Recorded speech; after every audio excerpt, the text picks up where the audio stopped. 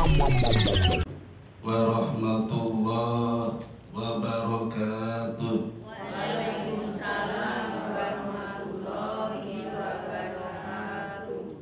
Alhamdulillahi wahdah, shadaqa wa'dah, wa nasara abdah, wa a'azza jundah, wa hazamal ahzaba wahdah. La ilaha illallah wa la na'budu illa iyyah mukhlishina lahuddin walau karihal kafirun. Ashhadu an la ilaha illallah wahdahu la syarika lah wa ashhadu anna Muhammadan abduhu wa rasuluhu la nabiyya ba'da.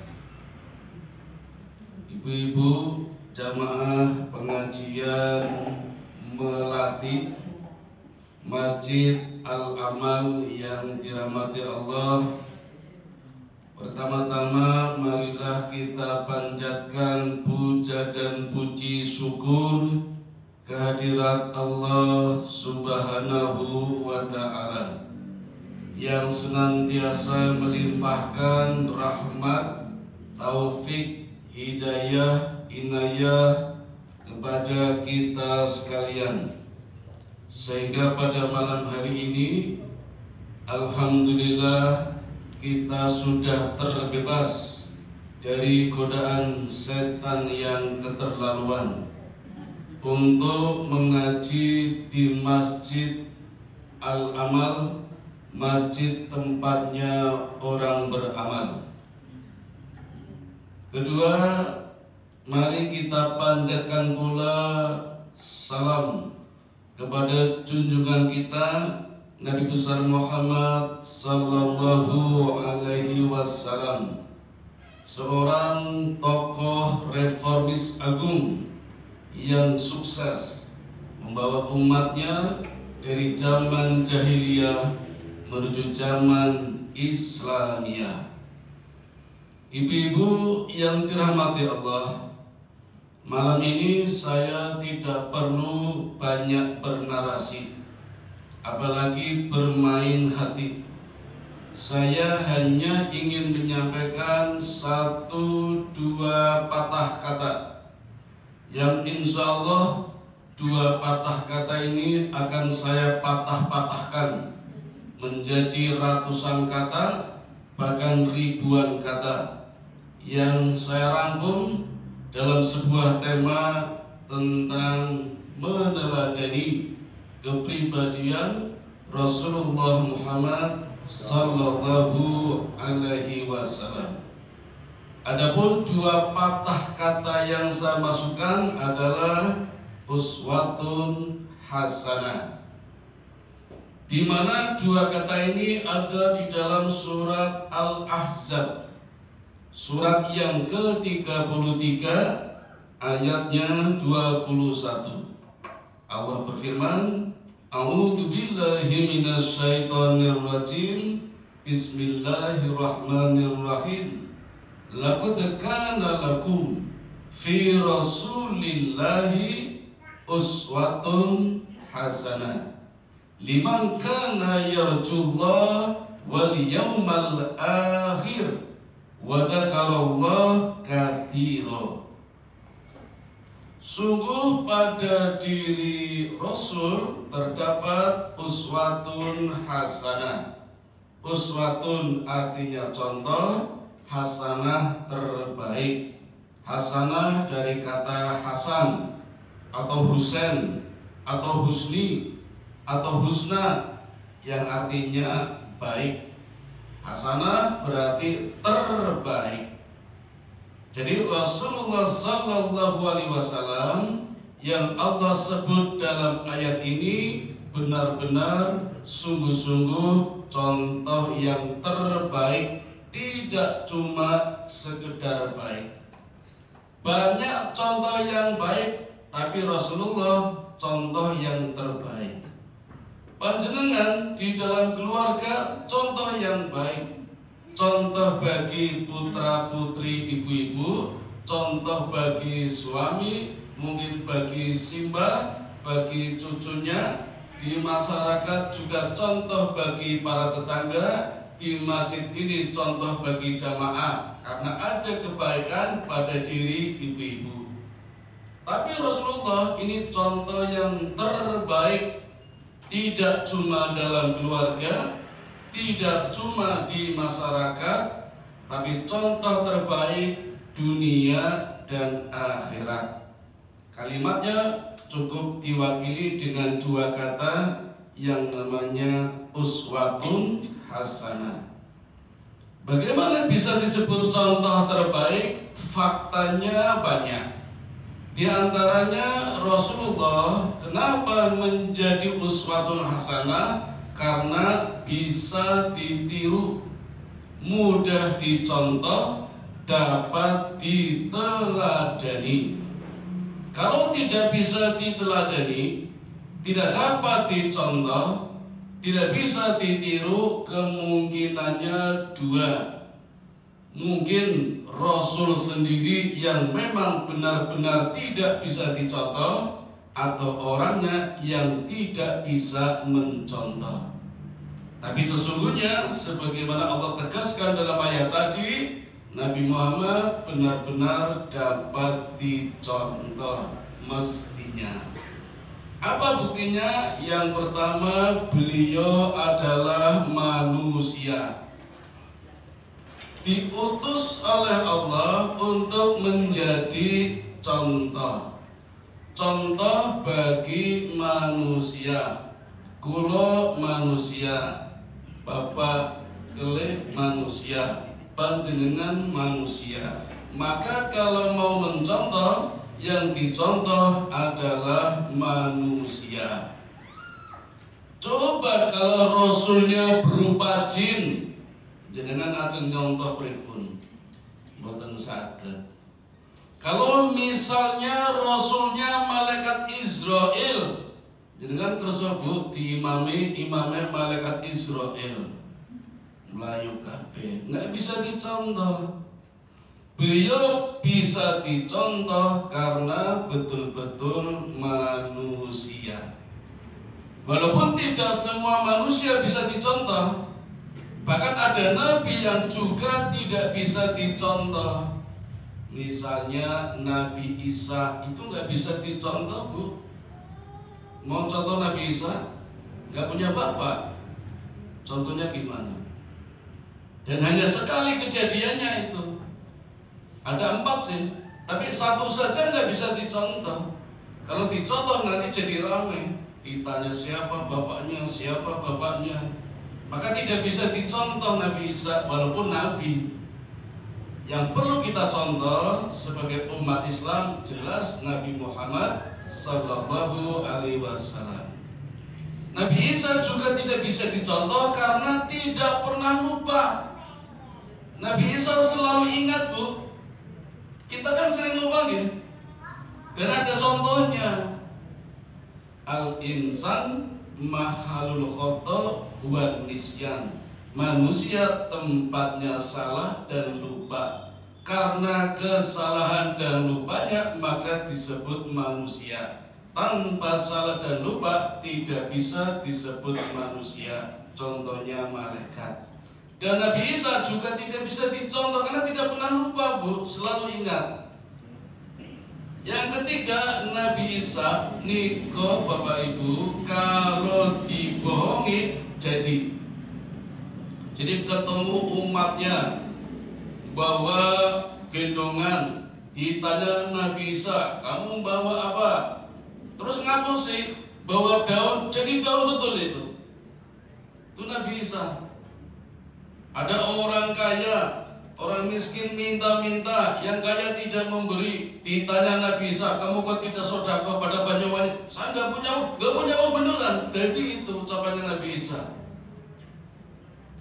Ada bapak-bapak dimarahi ibunya, dimarahi istrinya, terus dinasihatin Nabi Isa, kamu nggak boleh marah sama suaminya, malah jawab, jadi bu suaminya meninggal. Nah, coba kalau sekarang ada seperti ini niru Nabi Isa, wah bahaya itu. Kalau nggak banyak janda, banyak duda. Karena ucapannya manjur Nabi Isa, maka Nabi Isa tidak bisa dicontoh. Apalagi sudah diangkat oleh Allah, mau nirunya bagaimana?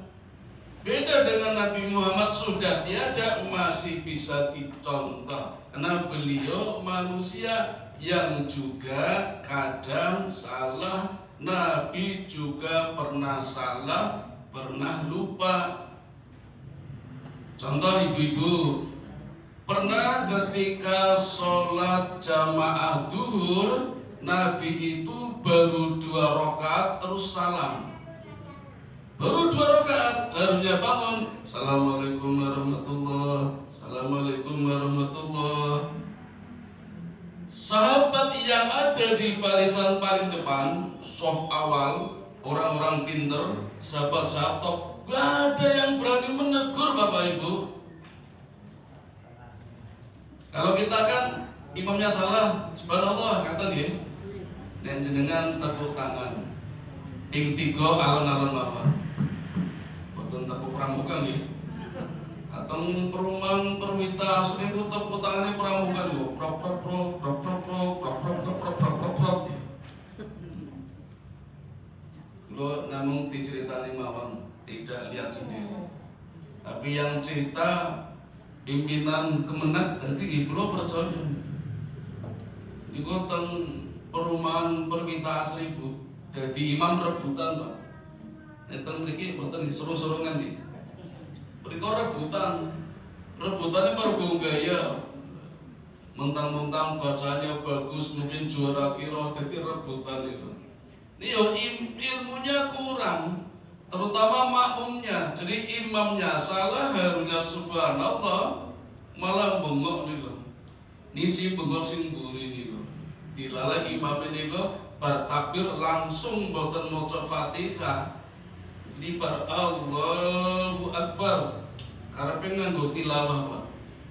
Bismillahirrahmanirrahim.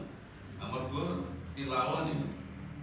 Qul a'udzu birabbin nas. Ora Fatihah ya. Tapi yang depan itu bingung, mau betulkan gimana? Yang bengok yang belakang bu, Fatihah. Ini kebatan boten. Ini kok kejadian di masjid Perwita asli.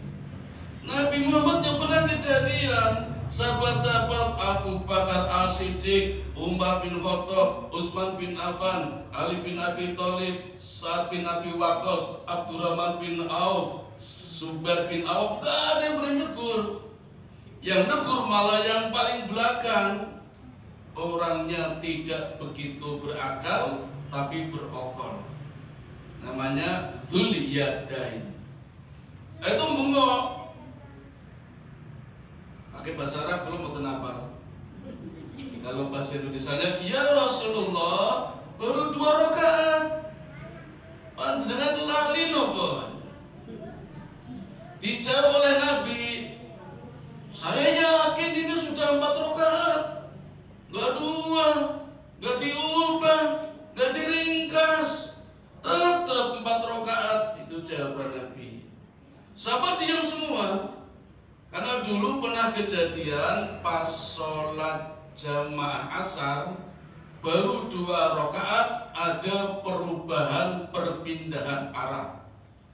Dari Masjidil Aqsa langsung malaikat Jibril turunkan ayat berubah arah, mulai waktu ketiga menghadap Masjidil Haram. Dulu pernah terjadi.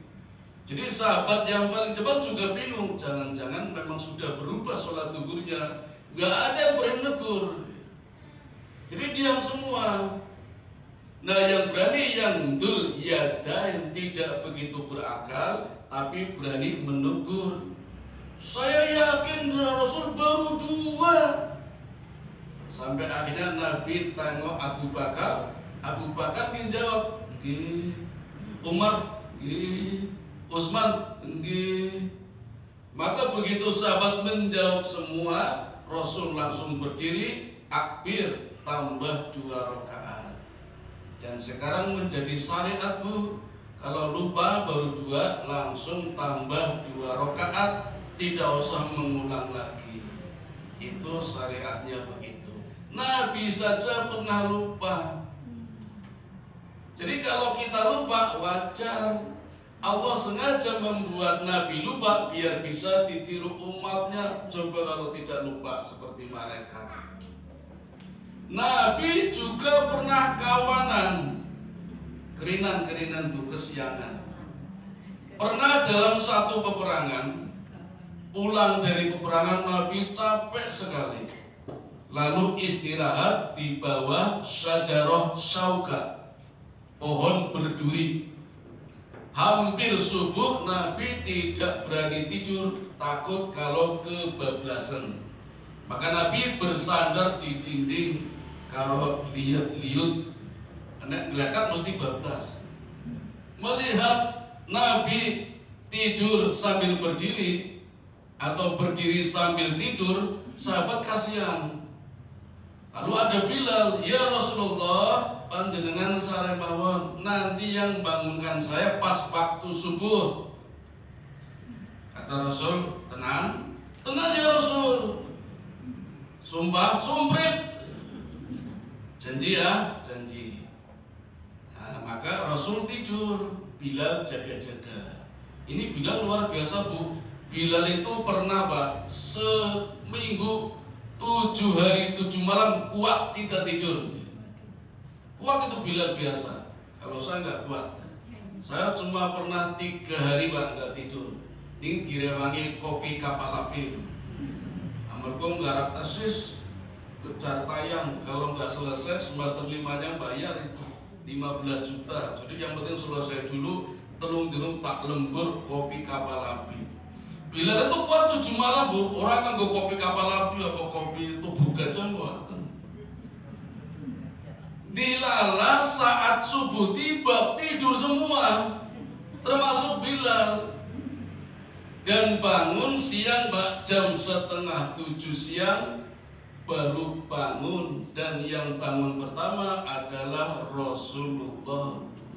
Dibangunin Bilal, bangun Bilal.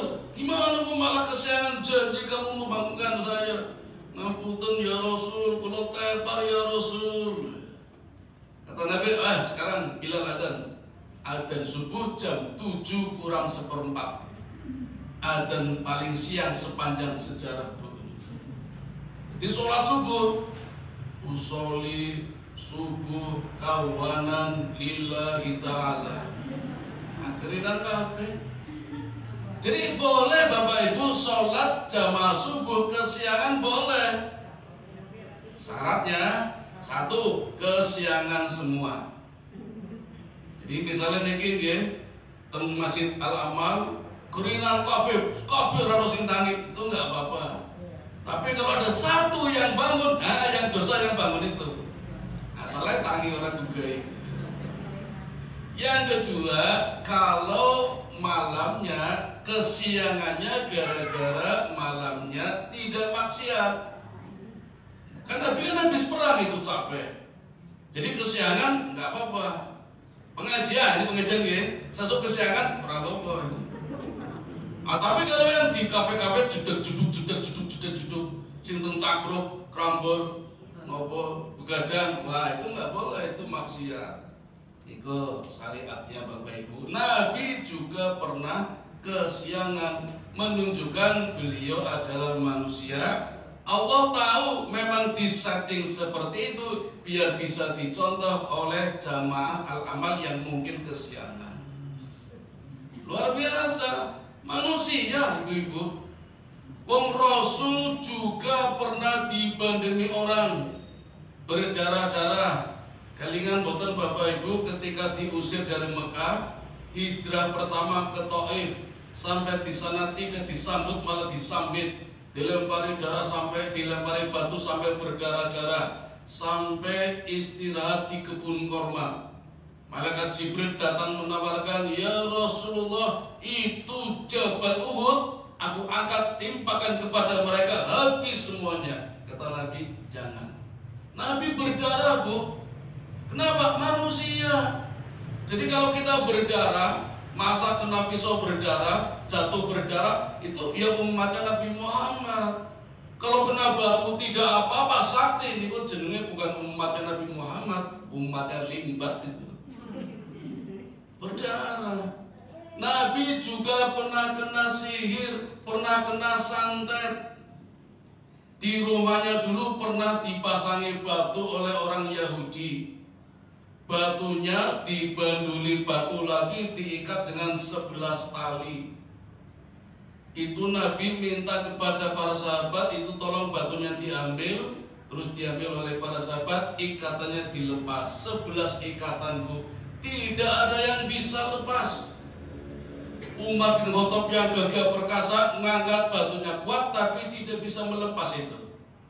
Kemudian Jibril turun membawakan firman Allah, surat Al-Mu'awwidatain. Surat apa, Bu? Surat kembar Anas Al-Falaq. Jumlahnya 11 ayat. Itu surat tolak santet, tolak guna-guna, tolak sihir. Sejak saat itu Nabi selalu membaca sebelum tidur. 2 surat ini disebul ke 2 telapak tangan. Dibasuhkan semua. 11 ayat. Setiap baca 1 ayat, lepas 1 ikatan. Kul a'udzu birabbin nas, talinya lepas. Tar. Malikin nas, tar, lepas sampai 11 ikatan lepas dengan surat Al-Mu'awwidatain. Nabi juga kena sihir, kena santet. Jadi kalau kita kena, ya memang kita manusia. Jadilah itu intinya kenapa beliau dijadikan uswatun hasanah. Pertama karena manusia. Jadi manusia kalau suruh mencontoh manusia wajar. Binatang juga begitu. Kucing mesti nyontoh kucing, ayam nyontoh ayam. Kalau kucing nyontoh ayam nggak bisa. Jadi manusia juga seperti itu. Satu, beliau disebut sebagai uswatun hasanah, biar mudah dicontoh.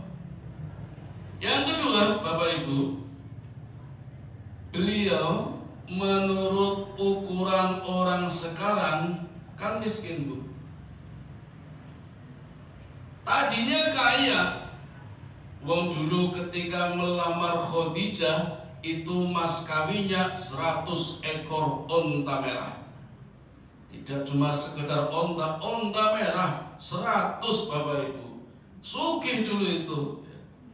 Beda dengan kita, mungkin ada di antara kita cuma seperangkat sholat. Bagi ijab Qur'annya hilang. Pernah tahu diwaca? Tasbihnya do pedil, sajadahe mbuh letak. Cuma seperangkat sholat, ya tidak apa-apa. Memang hadisnya kan 2 nih. Mas kawin itu hadisnya 2. Untuk pengantin laki-laki hadisnya bayarlah mahar semahal-mahalnya. Tapi hadis untuk pengantin perempuan, mintalah mahar semurah-murahnya. Maksudnya apa? Agar pengantin pria tidak meremehkan putri, bayarlah mahar semahal-mahalnya. Yang putri agar tidak memberatkan pengantin putra, mintalah mahar semurah-murahnya. Jangan dibalik. Yang sering terjadi terbalik, pengantin laki-laki yang murah aja kan. Yang putri mintanya murah, putrinya balik juga, wah ini harus mahal ini. Maka saya punya tetangga, Bu, di Malioboro itu sampai sekarang gak jadi nikah, padahal udah lamaran. Mergo putrinya langsung minta mahar rumahnya. Orang jadi ngantos saat ini orang situ nih, kelompatan 2 kali adik-adiknya pun orang tak urus ya. Diceramai orang mempan kok nih. Ngaten ibu-ibu. Nah, Nabi Muhammad itu aslinya kaya. Tapi beliau sering berdoa. Doanya kalau saya sampaikan panjenengan paling gak pada mau, Bu. Kalau Pak Kali kemarin sambung ya doanya kalingan. Boten gelem ngamalke. Jenengan kesambatan. Ini doanya sering dibaca Nabi. Doanya begini. Ya Allah, hidupkan aku dalam kondisi miskin. Ayo, ini boten. Hidup matikan aku dalam kondisi miskin dan kumpulkan aku di akhirat bersama orang-orang miskin. Nah, kalau yang ketiga ada ini. Yang pertama, kedua yang enggak enak ini. Itu doa Rasul sering beliau baca, Bu. Wani boten, ya Allah hidupkan aku dalam kondisi miskin. Ora wani. Matikan aku dalam kondisi miskin. Wani boten. Nah, yang ketiga, kumpulkan aku ya Allah bersama orang-orang miskin di akhirat. Dan doanya dikabulkan, Bu. Rasul dimiskinkan oleh Allah, bukan oleh KPK. Dan di tempat kita banyak orang nggak mau miskin oleh KPK. KPK-nya diganti, alat seleksinya dipermudah, yang lolos malah yang bodoh-bodoh, sing banyak kasus, koruptor malah lolos jadi KPK, yang jujur malah tidak lolos. Jadi banyak orang berani seperti itu, tidak mau miskin. Apa rahasianya kalau Nabi miskin? Biar bisa ditiru, Bu. Coba kalau Nabi kaya, nggak ada yang bisa niru. Yang niru hanya beberapa orang saja. Coba Nabi punya jet misalnya, ngajeng niru sinten? Nggak ada, cuma 2 orang atau 5 orang. Makanya Nabi miskin biar semua orang bisa niru. Kalau orang kaya nggak mau niru, berarti kemungkinannya 2. Nah, terutama kemungkinan orangnya yang tidak mau meniru. Itu luar biasa, standar Nabi malah direndahkan oleh Allah, diturunkan derajatnya biar bisa dicontoh. Itu yang namanya uswatun hasanah, biar bisa dicontoh. Wong sarapan paginya Nabi cuma seteguk air zam-zam sama 3 biji korma. Kalau nggak ada korma, sepotong roti. Roti keras, Bu, bukan roti yang 400.000, bukan.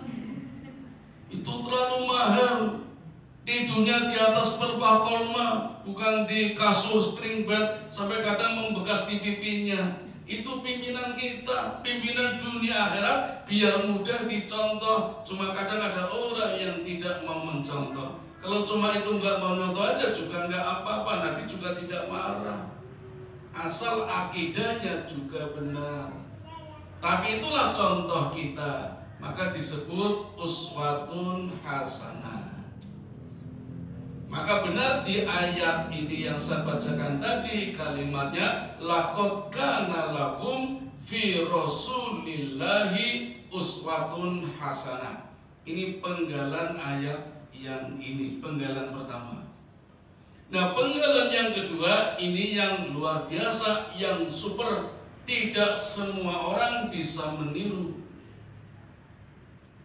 Liman kana yarjullah wal yaumal akhir wa dzakarallahu katsira. Uswatun hasanah tadi contoh terbaik bagi semua umat, tapi juga bagi 3 golongan. Golongan pertama yang benar-benar berharap atas rahmat Allah. Liman kana yarjullah, dan ingin segera kembali kepada Allah. Kalimatnya kalau kata dasarnya kan rojiun, roja'a, pulang kepada Allah. Seperti kalau kita dengar umat inna lillahi wa inna ilaihi rojiun.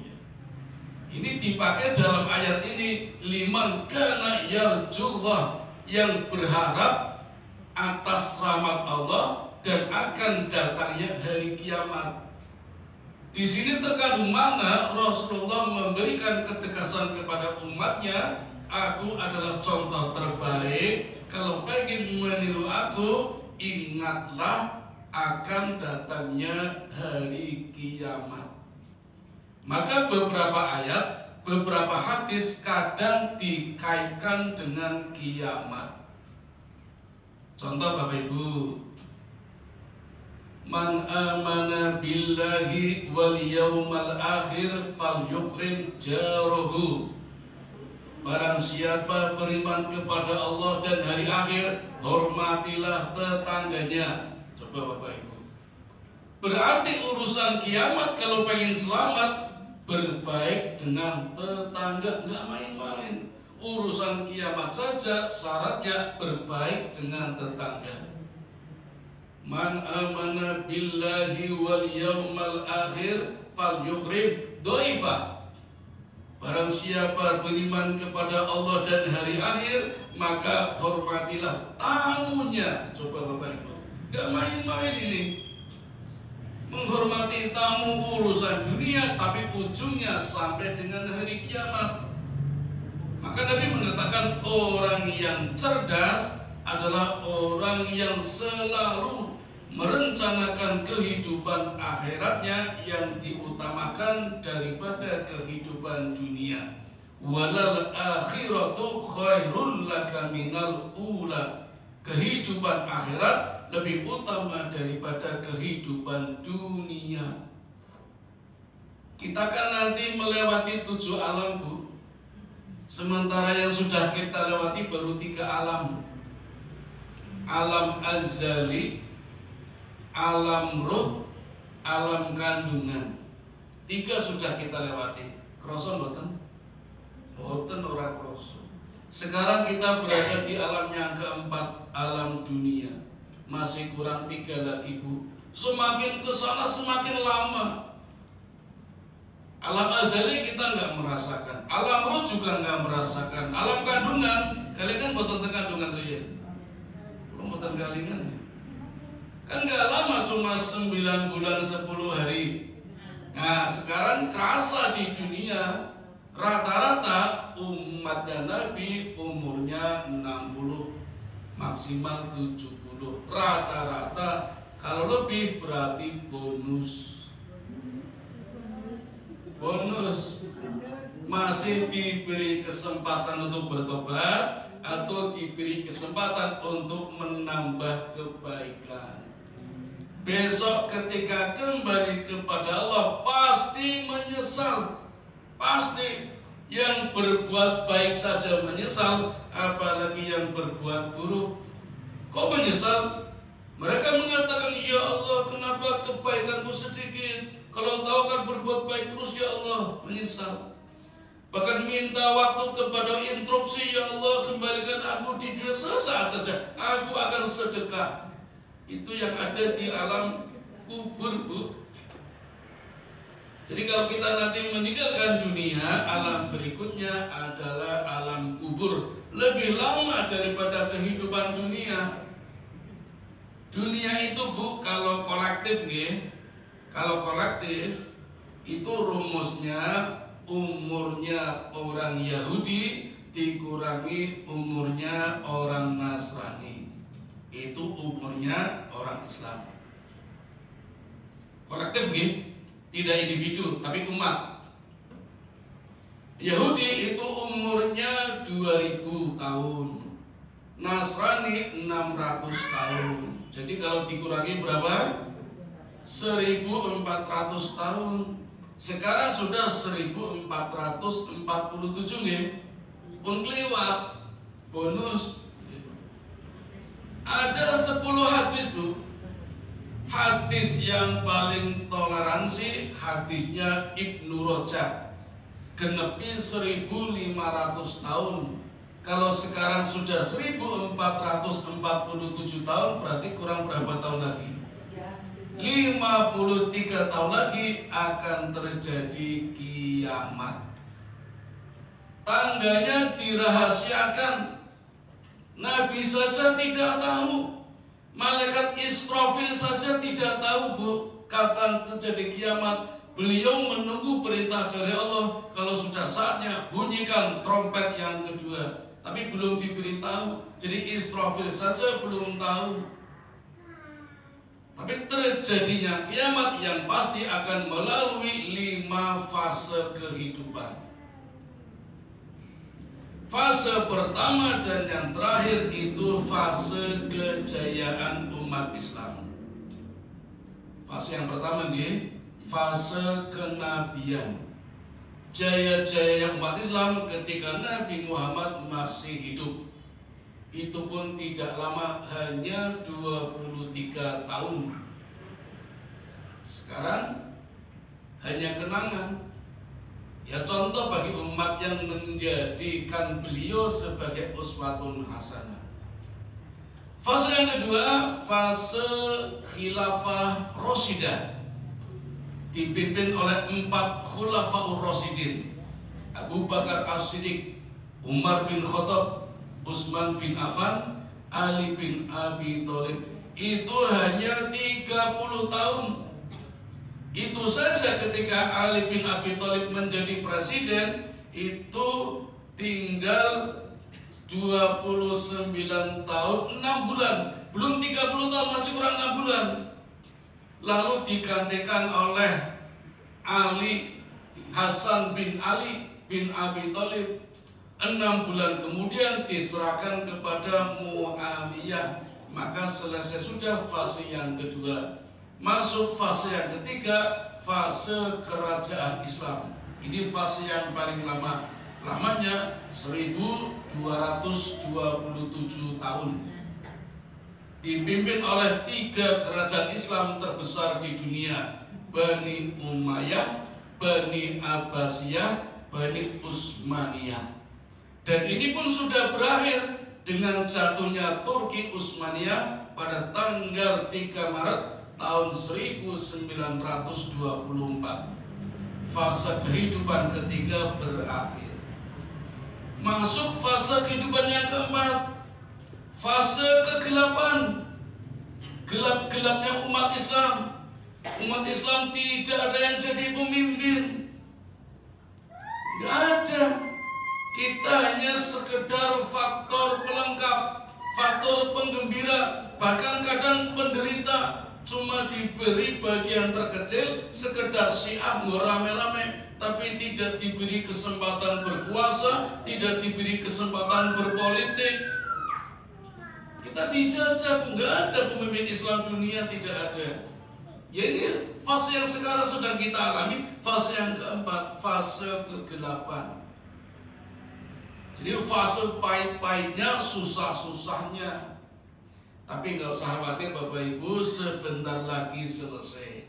Orang sudah mulai jenuh dengan apa yang namanya kapitalis, komunis, oligarki. Nanti akan hancur semua. Masuk fase yang kelima, fase kejayaan kembali umat Islam. Dan beritanya sudah banyak.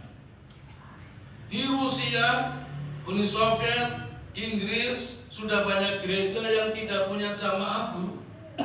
Gerejanya dijual, dijadikan masjid. Mereka banyak berbondong-bondong masuk ke dalam agama Islam di luar negeri. Kalau di Indonesia belum tahu ini. Ini sudah ada tanda-tanda kejayaan kembalinya umat Islam. Tapi nanti tidak lama, hanya 9 tahun. Nah, kalau sudah 9 tahun, maka akan muncul 10 tanda-tanda besar datangnya hari kiamat. Kalau tanda 10 sudah muncul, maka terjadilah kiamat. Nah, berita-berita seperti ini diberikan oleh Nabi untuk umatnya yang benar-benar ingin menjadikan beliau sebagai uswatun hasanah. Kenapa? Karena orang-orang seperti ini ingin segera Allahu Akbar.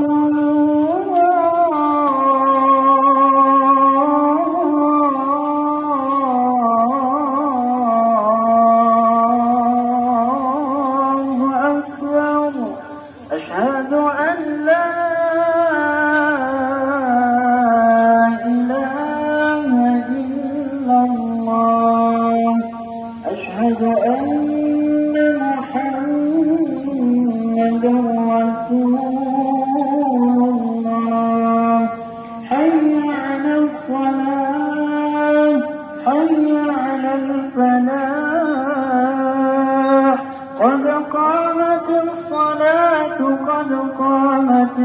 الصلاة الله أكبر الله أكبر لا إله إلا الله